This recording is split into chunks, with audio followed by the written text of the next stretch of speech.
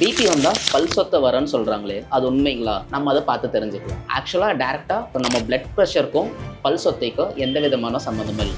ஆனால் பிபிக்காக நம்ம எடுத்துக்கக்கூடிய ஒரு சில டேப்லெட்ஸ், மெடிகேஷன்ஸ் என்ன பண்ணுங்கன்னா, இன்டெரக்டாக நம்மளோட எச்சில் சுரப்பியை ரெடியூஸ் பண்ணும்.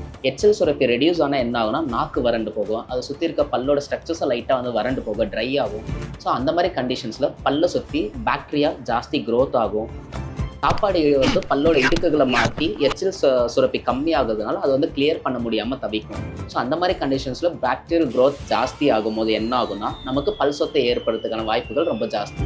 ஸோ பிபி டேரெக்டாக பல் சொத்தை ஏற்படுத்தலைனாலும் இன்டைரக்டாக வந்து நமக்கு பல் சொத்தை காஸ் பண்ணும்.